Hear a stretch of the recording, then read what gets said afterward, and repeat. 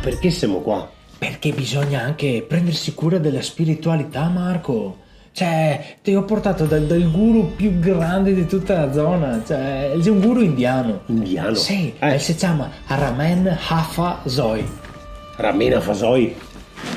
No, Ramena Fasoi. Ramen Hafa Zoi. Ramena Fasoi? No, Ramena Fasoi, sì, un guru. Io ti curo attraverso le sue vibrazioni. Sì, però se Ramena Fasoi spero non quelle Ma no, vibrazioni.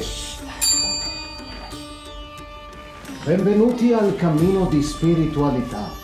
Prima ancora che il corpo, alleniamo lo spirito con una pillola di saggezza. Sai qual è la chiave per sentirti sicuro? La chiave per rilassarti? La chiave per stare solo con te stesso? È la chiave del bagno.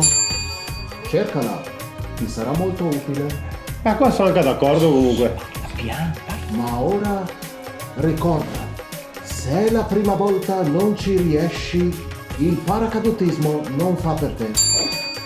Grazie, scusa non ho capito. Bisogna che ti parli più piano però. Scusa. Ma io non sono qui per darvi delle facili risposte, ma per far nascere in voi le giuste domande. E allora chiediamoci, il gelato è maschile perché ha le palline? Non avevo mai pensato a questo. Ma cosa vuol dire sta roba qua?